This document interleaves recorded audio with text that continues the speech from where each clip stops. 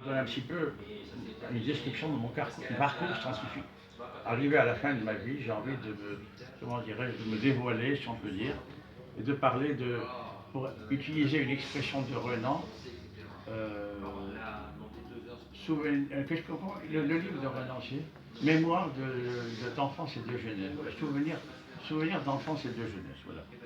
Dans un premier temps, j'exposerai des souvenirs d'enfance et de jeunesse qui permettront de cadrer un peu mon parcours scientifique, depuis le lycée Carnot à Tunis jusqu'à l'Académie bulgare des sciences. Et évidemment, j'évoquerai tout ce que j'ai fait. Ensuite, il y aurait une vidéo. C'est pour ça que je voudrais avoir ce truc-là. Et puis ensuite, je parlerai des différents prix Nobel que j'ai rencontrés, dans quelles occasions. Et puis des choses amusantes, hein, parce que les prix Nobel, c'est des gens très amusants. Hein. Une fois, pour donner un exemple, une fois, j'avais organisé un colloque. Les prix Nobel, c'est pas des médailles des films, c'est vraiment des prix Nobel. Non, c'est des prix Nobel. Non, attends, la première partie s'intitulerait Mémoire d'enfance et de jeunesse, mon parcours scientifique. La deuxième partie, mémoire sur les prix Nobel et autres sommités scientifiques que j'ai rencontrées au cours de cette carrière que j'aurais décrite dans la première partie. Alors, oui, alors il y a des sommités scientifiques qui ne sont pas des prix Nobel. Le professeur Macmillan, par exemple, je veux dire, j'ai rencontré des tas de gens. Oui, mais enfin, après, c'est un prix. Bon, voilà, ça fait pas forcément.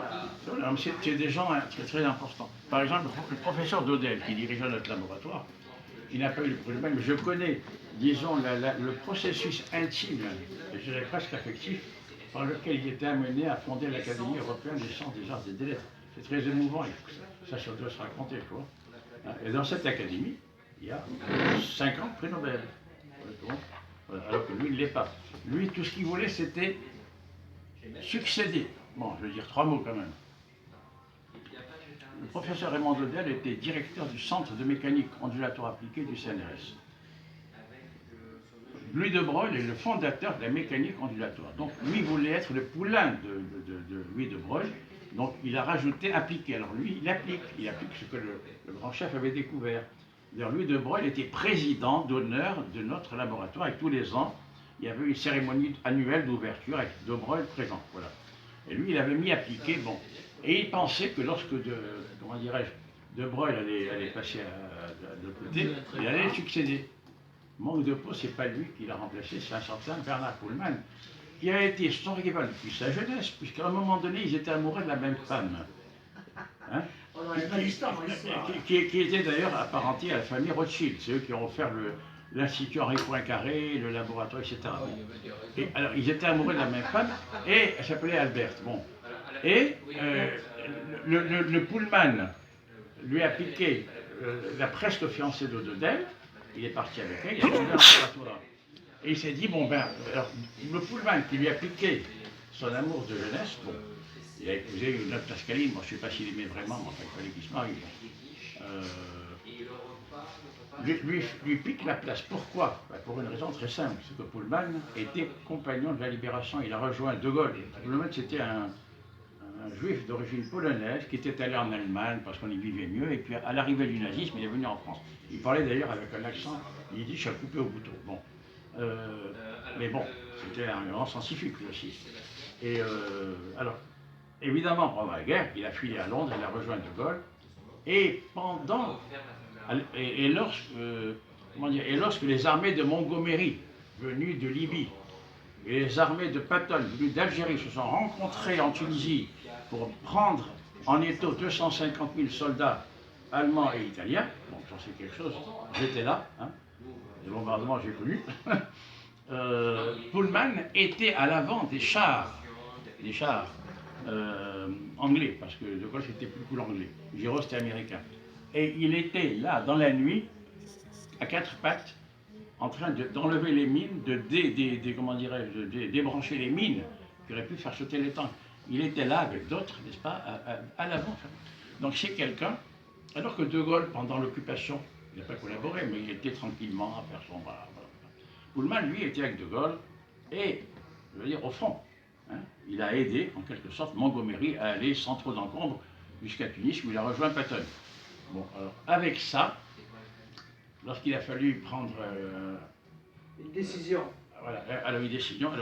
Donc c'était Pullman qui a été pris. Alors grosse déception de Gaulle.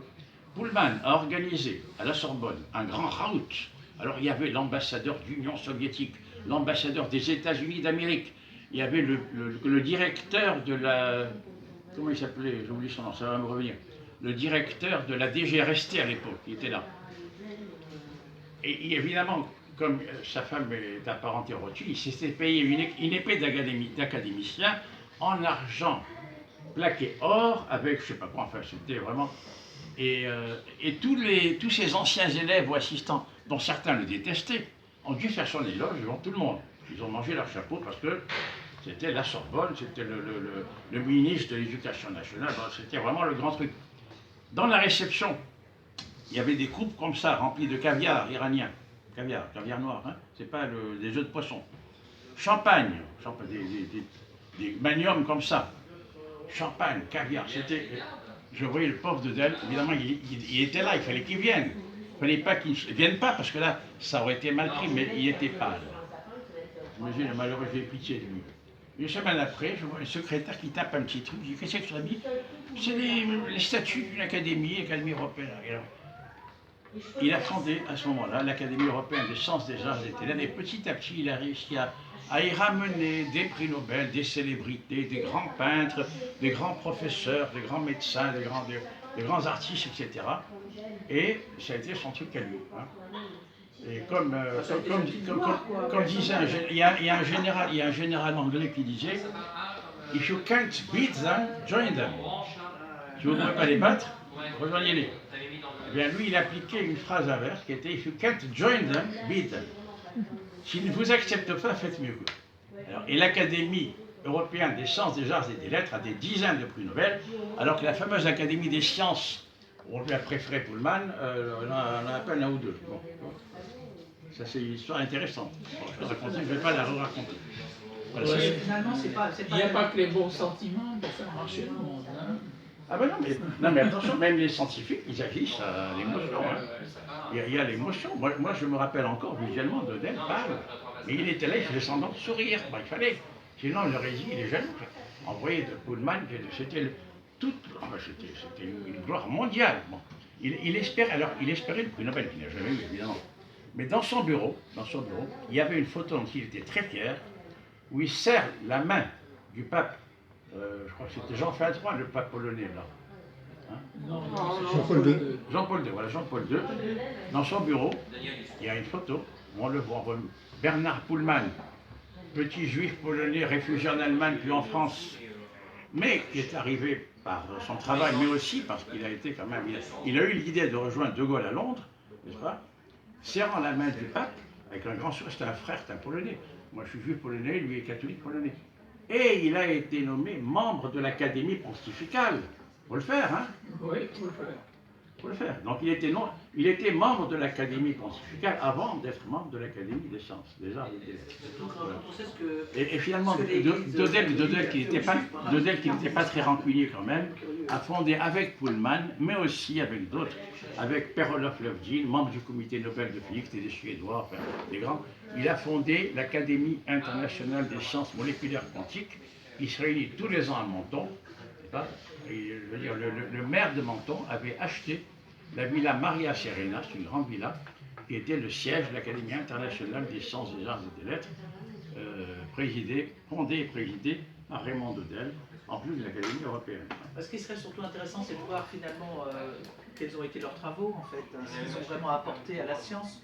Parce que bon, c'est vrai que la petite histoire, c'est formidable, hein, c'est bien comment tu les as rencontrés. C'était tous les deux des contes chimistes. Non, mais je ne veux pas parler de ça. Non, mais ce serait intéressant quand même d'avoir au moins, ah oui, bien sûr, grosso modo, comme dirait des amis, grosso merdo. C'était des contes chimistes. C'était des contes chimistes, voilà. Alors, Dedel, qui a fait l'École nationale supérieure de physique et de chimie industrielle de la ville de Paris, dont il est sorti major. Hein. Bon. Par la suite, s'est orienté vers la biologie à travers le professeur Lacassagne, qui était un grand biologiste du Collège de France, sur les cancers hormonodépendants. Hein. Dedel a contribué au protocole de... Comment dirais-je Ça, c'est vraiment intéressant. Voilà. Non, il a fait beaucoup de choses, Dedel. Bon, enfin, disons, les travaux les plus importants, ça peut être... Oui, mais disons qu'il travaillait sous la direction de Lacassagne. Ensuite, il a fait, bon, il a travaillé avec Marie Curie. Hein. Sur quoi? Donc, comment? Sur quoi il a travaillé? C'était sur quoi? C'était sur la capture K. C'était un truc. Et avec d'ailleurs Segré, avec Marie Curie, et avec Segré, un savant italien qui a eu d'ailleurs le prix Nobel, lui. Marie Curie a eu le prix Nobel, Segré aussi, pas de dette, voilà. Mais c'était un petit peu un supplétif, bon, voilà. Enfin, il a travaillé avec des grands, tu vois. Mais c'était pas un grand esprit, c'était un bon organisateur, c'était un type convivial, c'était un type charmant, mais c'était pas, voilà, c'était pas un grand. Il n'a pas eu de grandes intuitions, il n'a pas fait de Tu découvertes. sais, je veux dire, le prix Nobel, c'est une intuition qui peut être théorique ou pratique, et qui doit être vérifiée par la pratique, et qui a donné lieu à un gadget. Je prends un exemple. De Broglie, il a eu une idée. Théorème de Fermat, théorème de Maupertuis ou de Hamilton. D'ailleurs, il a étudié la comparaison du théorème de Fermat avec à la fois Hamilton et Maupertuis. Il y a une nuance. Dans sa thèse, il parle des deux. Bien. Et il s'est dit pourquoi. Et puis il a regardé la relation égale MC2 égale H2. Bon, il s'est posé des questions et puis il a mis une conjecture. C'est ça l'intuition. Une conjecture, c'est que de même qu'il y a des ondes associées aux particules de lumière, parce qu'on se posait la question à l'époque, la dualité onde-corpuscule, il doit y avoir des ondes associées aux particules de matière. De même que, pourquoi? Parce que Fermat, Maupertuis, etc. Et puis c'était une conjecture. Bon, il a eu sa thèse, etc., c'est bien passé, etc. Bon, son frère, Maurice de Broglie, qui lui avait un grand laboratoire, etc., d'électronique, il lui a dit, est-ce que tu pourrais vérifier qu'on peut diffracter les électrons? Alors j'imagine, là je fabule, que son frère lui a dit, écoute mon petit Maurice, mon petit Louis, bon t'as eu ta thèse, ne viens pas nous emmerder, va au château familial en Normandie, prends un peu de repos, bon, le petit frère qui vient emmerder, bon il a eu sa thèse, bravo, hein, on va s'amener le champagne ensemble. Les Américains qui sont beaucoup moins, Davison et Germer, on dit tiens, il y a un petit Français qui a découvert un truc, on va voir si ça marche. Ils ont réussi à faire diffracter des électrons. Ils ont eu le prix Nobel. Maurice de Broglie, qui aurait pu l'avoir, qui avait écouté les suggestions de son petit frère, lui a dit va te reposer dans le château familial. Les Américains l'ont pris au mot, ils ont fait l'expérience, diffraction des électrons, prix Nobel. D'où le microscope électronique et tout ce qui en est ensuite, hein, ADN et compagnie. Ça, c'est un gadget, c'est une idée qui donne lieu à une expérience, qui donne lieu à un gadget. Ça, c'est le prix Nobel. Si tu as une idée sans expérience, sans gadget, tu n'as pas le prix Nobel. Voilà. Normal. Bah, c'est comme l'effet Mössbauer. Moi, je ne veux pas rentrer dans les détails. Il y a plein de petits effets comme ça. Hein, je veux dire, l'effet Mössbauer, voilà, c'est un effet quantique qu'on observe dans la désintégration des noyaux atomiques. Hein, bon. Ça a donné lieu à des applications. Alors c'est un truc qu'un étudiant en médecine, enfin ou en en physico-chimie biologique, avait découvert en Allemagne, un certain Mössbauer, il y avait 29 ans. J'avais jamais vu. Alors il aurait pu dire, ça ne collait pas avec ce qu'on prévoyait, ça ne collait pas. Il aurait pu dire, bon ben je vais pas dire ça à mon patron, il va m'emmerder, il va me dire, tu fais mal tes manips.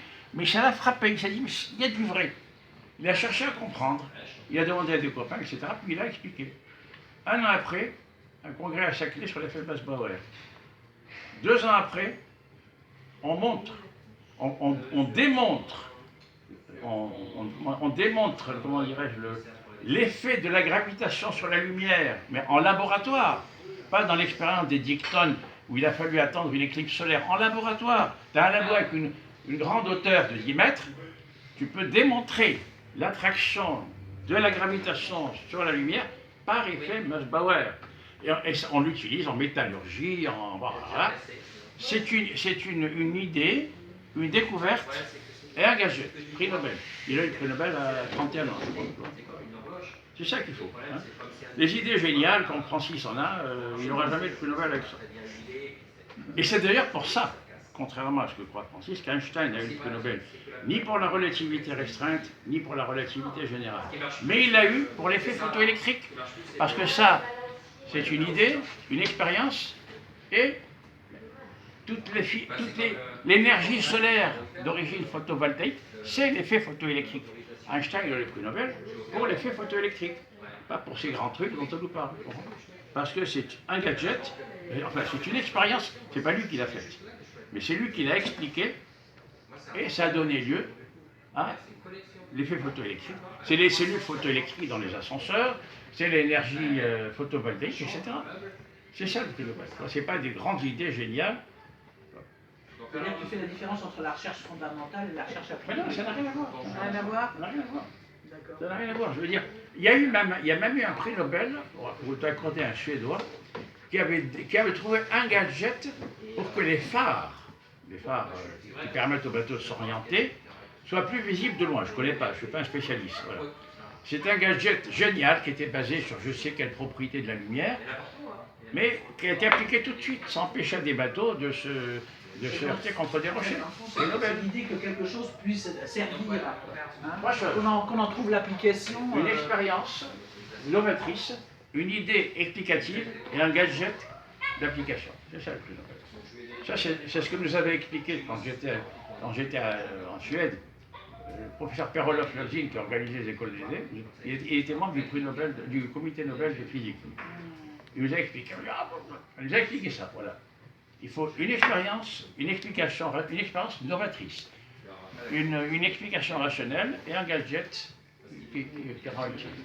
On ne peut pas appeler ça vraiment un gadget, hein, parce que Ça, ça a bouleversé. Il ne faut pas oublier quand même que Nobel, il a fait fortune sur un gadget. Comment éviter que la nitroglycérine explose au moindre contact en la mélangeant avec une Argile. Une argile, une argile, voilà. La dynamite, c'est un gadget basé probablement sur une idée théorique qui rend la nitroglycérine moins dangereuse. Vous connaissez le film Le salaire de la peur? Oui. Bon. Alors là, c'est Yves Montand et un autre qui transportent la nitroglycérine pour la faire exploser devant des puits de pétrole en feu pour souffler le feu du puits de pétrole. Finalement, elle leur explosionnait, et puis voilà, c'est le salaire de la peur. Alors, Nobel, c'est quoi? Nobel lui-même. Il a fait fortune sur un gadget. Donc tu interviendras là-dessus. Et c'est pour ça d'ailleurs qu'il y a. C'est l'une des raisons pour lesquelles il n'y a pas de prix Nobel de mathématiques. Parce qu'en mathématiques, il n'y a pas de gadget expérimental utilisable. Tu comprends? Voilà. Et d'où vient le mot Field? Le mot quoi? Parce qu'on parle de médaille Field. Alors la médaille Fields, je ne sais pas exactement, mais comme il n'y avait pas de prix Nobel de mathématiques, alors moi je pense que c'est parce que ça n'est pas dans l'esprit du prix Nobel, comment dirais-je, les mathématiques. Mais on dit que les mauvaises langues disent que parce que sa femme passait son temps avec des amants dans des villes d'eau, etc. Et notamment il avait un mathématicien qui est son préféré, et il a dit, eh bien ces salauds, ils n'auront jamais le prix Nobel. On dit ça, hein. Bon. Mais en fait, il était célibataire. Hein. Le prix Nobel? Oui. Bon, donc c'est une légende, Oui, complètement. Donc c'est une légende, enfin on dit ça. Donc ta première interprétation est excellente, Alors, effectivement, par c'est contre, ça. moi je crois que c'est parce que ça ne correspond pas au prix Nobel. En médecine, oui. En médecine, c'est quelqu'un qui a découvert, je ne sais pas moi, un moyen de séquencer l'ADN de façon plus rapide et plus efficace en faisant moins d'erreurs, mais qui est basé sur une idée théorique. Attention, il faut qu'il y ait une idée théorique derrière. Il ne faut pas que ce soit comme ça. C'est pas le concours l'épine, tu vois, c'est pas ça. Il faut qu'il y ait une expérience, une idée théorique novatrice et quelque chose d'utile. C'est pas le concours l'épine, hein, attention. Voilà. L'effet Bush-Bauer, c'est basé quand même sur la mécanique quantique. Mais ça permet de. Vous avez dit depuis tout à l'heure, ça fait quoi? Une demi-heure, Oui. 3/4 d'heure que je vois un stylo. La première fois. 3/4 d'heure le stylo sur la table. Mais comment tu fais ça? Tu l'as collé, c'est pas possible. Bah, C'est drôle, j'ai fait. Ah oui, ça fait. C'est Écoute, clair. c'est resté combien de temps? J'ai calculé à peu près. Un quart d'heure, 20 minutes. 20 minutes comme ça. Comment on a fait ça? Qu'est-ce qu'il y a le J'ai jamais vu. Mais, non, mais il a réussi à le mettre à la. Oui, et puis j'ai Ah, fait tu vois comme. Moi, je voulais pas Mais taper. il faut trouver l'endroit où c'est dans la bonne direction. Alors ça, tu vois, c'est un Les exemple. tables ne sont pas plates, c'est comme ça qu'on vérifie. Ça, c'est un exemple des instabilités de Poincaré, parce que normalement, si tu le mets tout droit, il doit tenir. Mais si tu as le moindre souffle devant une petite vibration, Bah, quand j'ai fait. C'est sur ce. Là, tu peux toujours essayer. Non, il est rond. en toute rigueur, d'après la Ouais, mécanique ouais. classique, il n'y a pas de raison pour que ça tombe. J'ai essayé 1000 fois, Celui-là, tu rateras 1000 fois. Alors, qu'est-ce qui reste dîner là ce soir? attends, Il y en a parmi vous. Nadia, Oui. tu vois que pour parler d'un petit truc, c'est relativement long. Alors, moi, ce que je propose, c'est faire 2 exposés séparés. Un premier exposé, mon parcours scientifique avec souvenirs d'enfance et de jeunesse, ça s'appelle. Et un deuxième exposé qui se terminera par une vidéo là, qui est vraiment scientifique. Ensuite, le deuxième exposé, les prix Nobel, les uns après les autres. Alors là, il y aura des anecdotes. Il y a un certain, comment il s'appelle? Alors, il y en a un qui ne supportait pas la fumée de cigarette. J'avais organisé un colloque. Puis ma femme donnait un concert au Cercle Concordia, etc. Et alors, on a fait venir les gens qui étaient là. Et alors, il y avait une femme annurée, c'est une vraie Parisienne, j'avais connu dans les milieux politiques. Elle m'a dit, écoute, il faudrait absolument, Jean, que tu fasses rencontrer un prix Nobel. Elle était divorcée, elle me dit, Yves, je veux un bébé Nobel. Voilà. Carrément. Non. Alors, donc, on était au Cercle Concordia, ma femme jouait au piano, il y avait des musiciens, etc. Puis j'avais le professeur, comment il s'appelait? C'est pas musical, c'était, enfin, ça va me revenir. Bon. Lipscomb, voilà, Lipscomb. Un type grand, mince, etc. Et je savais qu'il ne supportait pas la fumée de cigarette, parce que le ministère des Affaires étrangères lui a donné un billet de première classe sur Air France. C'est rare, en général, les gens viennent à leur prix.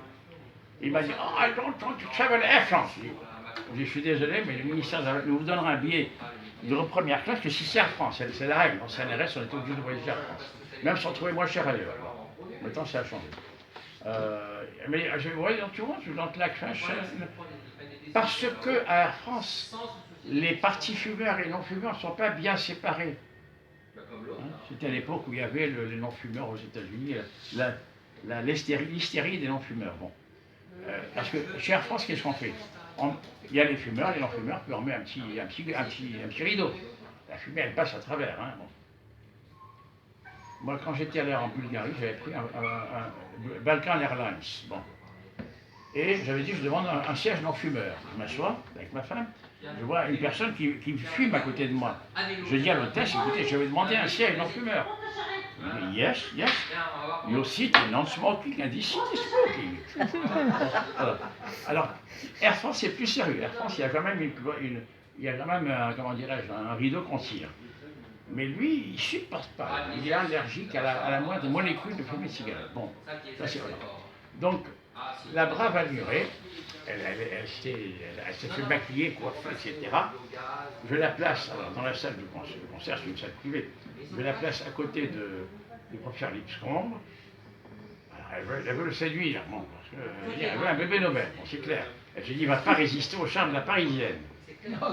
Alors, pour être sûr qu'il ne va pas résister au charme de la Parisienne, elle sort son fume-cigarette doré. Là, c'est l'homme qui arrête. Je vois Lipscomb qui se lève, furieux, en plein milieu du concert, il sort de la salle.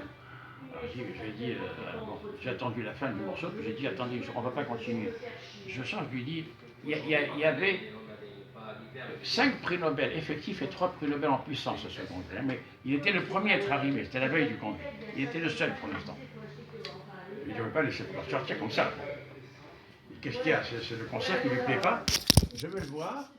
Et je lui dis, what is it concerning? Qu'est-ce qui se passe? Vous n'avez pas le concert? Non, but this lady doesn't stop smoking. Cette nana n'arrête pas de me souffler sa fumée au nez. I'm very sorry. J'ai dit à Annuré. C'était un peu loupé pour avoir un bébé. Voilà, exactement. Alors bon, j'arrête, bon, c'était plusieurs morceaux de concert, des petits morceaux de 5 minutes. J'arrête dès que je dis, entracte, on continue après, on ouvre grand les fenêtres, etc. Et je lui dis, écoute, ça. Bon, finalement, il revient, c'est terminé. Et en partant, Annuré, elle dit à ma femme, tu sais, ce monsieur, il est aussi con qu'il est intelligent.